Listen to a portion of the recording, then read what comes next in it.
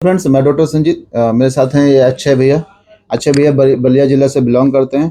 भैया को फिस्टुला इन्नो और हेमोराइड यानी इनको भगंदर और पाइल्स दोनों एक साथ समस्या थी। और 27 अप्रैल 2025 में भैया का 600 लाइगेट किया गया था और लगभग आज 1.5 महीना हो गया है। भैया पूर्ण रूप से ठीक है। अभी हम लोगों ने पूरा चेक किया, 600 तो वहाँ से निकल चुका है। ना तो भैया को कोई वहाँ पे कोई साइन सिम्टम नहीं है, ना तो वहाँ ब्लड आ रहा है, ना पस है, ना पेन हो रहा है, ना कोई बर्निंग हो रही है। क्यों बेटा?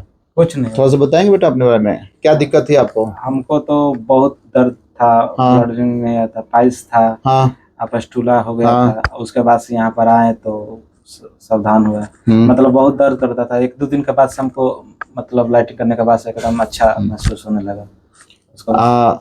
जब से 600 लाइगेट किया गया था उसके बाद आपको कितने दिन तक दर्द रहा है? दर्द हमको लाइटिंग करने में दर्द नहीं होता था। हाँ। उसके बाद से कर लेते थे तो थोड़ा सा 5-10 मिनट दर्द होता था। हाँ। सेकाई के बाद तुरंत ठीक हो जाता था। 3-4 दिन के बाद तो पूरा ठीक हो गया। साफ सफाई कैसे करते थे? साफ सफाई पहले लाइटिंग जाने से पहले ऑयल डालते थे। हाँ।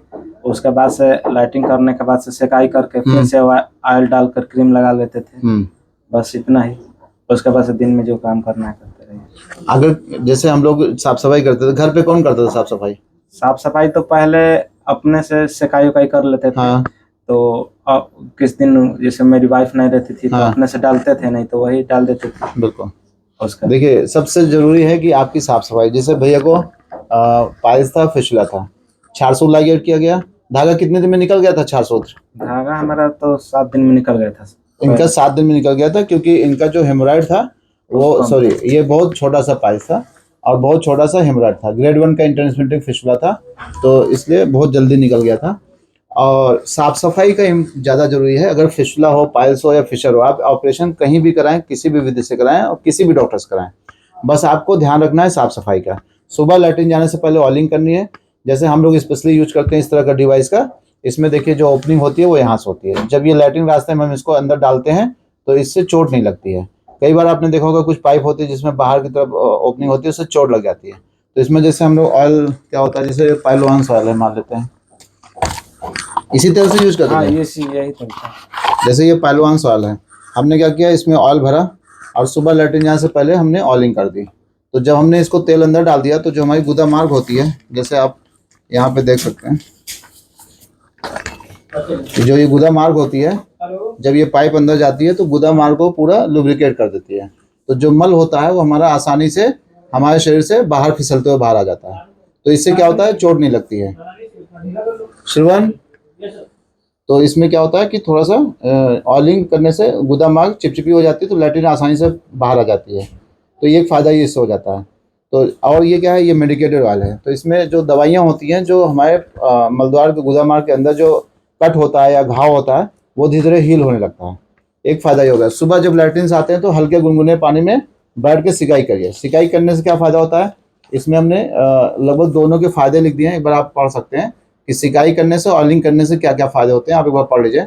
तो सिकाई करने से क्या होता है कि जो हमारे स्फिंक्टर्स होते हैं वो थोड़ा सा रिलैक्स हो जाते हैं। तो जो पेन होता है ना, पेन कम होने लगता है और वहाँ पे ब्लड सप्लाई तेज हो जाती है, क्योंकि जब गर्म पानी में हम बैठते हैं तो ब्लड वेसल थोड़ा सा डायलेट हो जाती हैं। जब खून की नसों में तेज ज़्यादा, मतलब जो वेन्स में ज़्यादा ब्लड, मतलब आर्टरी से ब्लड ज़्यादा आएगा, तो वहाँ की जो टिश्यूज होते हैं उनको ज़्यादा न्यूट्रिशन मिलेगा, ज़्यादा हीलिंग पावर बढ़ जाती है। तो गुनगुने पानी में सिकाई करने से ये फ़ायदा होता है। फिर लैट्रिन जब आने के बाद आपने सिकाई कर लिया, उसके बाद ऑइंटमेंट कौन सा लगाते थे? हिलवांस। तो वही, जैसे ये ऑइंटमेंट है हिलवांस, तो हल्का सा क्या करना है, इसको हल्का सा शेक किया हमने। कोई भी ऑइंटमेंट, जरूरी नहीं कि हिलवांस ही, जो आपके डॉक्टर आपको प्रिस्क्राइब करें, कोई भी ऑइंटमेंट आप लगाइए। जो भी घाव भरने के ऑइंटमेंट होते हैं उसको हमने ऐसे, जैसे ये ऑइंटमेंट था, हमने इसको फिंगर पे लिया, इसको ऐसे डायरेक्ट नहीं, आप इस पे जैसे ग्लव्स लगा के कर सकते हैं, इसमें नहीं है। जैसे ये हल्का सा ऐसे लिया और जहाँ पे घाव होता है उसको हल्के हाथ से धीरे धीरे ऐसे ऐसे हल्का हल्का मसाज कर दिया। तो इससे क्या होता है, जो लैट्रिन टुकड़े लैट्रिन के आने के बाद थोड़ा बहुत रह जाते हैं वो साफ हो जाते हैं।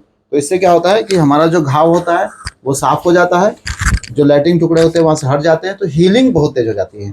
आप सोचिए, इनको पाइल्स और फिस्टुला दोनों था और दोनों लगभग 1.25 मंथ में, यानी 1 महीना 10-15 दिन में बिल्कुल पूर्ण रूप से ठीक हो गया। क्यों बेटा, सब हाँ ठीक अभी हो कोई गया दिक्कत पूरा। है? नहीं अब तो कुछ पहले क्या क्या दिक्कत होती थी? पहले हमको बहुत परेशानी होती थी, लैट्रिन कर कराते थे तो उठने बैठने का मन नहीं करता था। हाँ।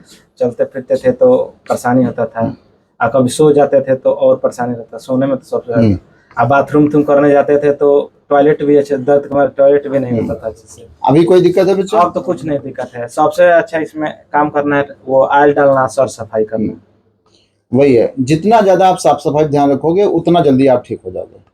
मल द्वार की बीमारी में सबसे ज्यादा जरूरत है साफ सफाई, क्योंकि मल द्वार की बीमारी में जब ऑपरेशन होता है कोई भी पैथीस हो, उसमें स्टिचेज नहीं लगाए जाते जल्दी, उसको पैक नहीं किया जाता है, क्योंकि अगले दिन आपको लैट्रिन जाना ही जाना है। जब लैट्रिन जाएंगे तो उसमें गंदगी रुकेगी, जब गंदगी रुकेगी तो उसमें इन्फेक्शन होने के चांसेस बढ़ जाएंगे। इसीलिए लोगों को दोबारा तिबारा होता रहता है। और मलद्वार की एक ऐसी समस्या है, आपने देखा होगा कि एक बार ऑपरेशन कराया, 2 बार ऑपरेशन कराया, 3 बार कराया, और लोगों को बार बार होता रहता है। इसमें डॉक्टर की गलती नहीं होती है। इसमें कई बार क्या होता है कि जो हमने तो मान लो कुछ भी कर दिया, जो प्रोसीजर कर दिया, लेकिन आप जब लैट्रिन करने घर जाएंगे तो जो घाव में लैट्रिन टुकड़े फंसते हैं उसी से दोबारा होता है। तो इसलिए सफाई का मेन ध्यान रखना है, साफ सफाई पे ध्यान रखिए। और इस पे हमने बहुत सारे वीडियोस बनाए हैं कि किसी भी फिस्टुला अगर है तो कैसे साफ सफाई करनी है, पाइल्स में कैसे साफ सफाई का ध्यान रखना है, फिशर है तो कैसे साफ सफाई ध्यान रखना है, पाइलोनल साइनस है तो कैसे साफ सफाई करना है, या प्रोक्टाइटिस है तो कैसे साफ सफाई करनी चाहिए। तो मेरे बहुत सारे वीडियोस हैं, एक बार आप उसमें देख के आप उसको सीख सकते हैं। और इसका सही से अगर आप करते हैं तो आपके घाव बहुत तेजी से हील करेंगे। धन्यवाद।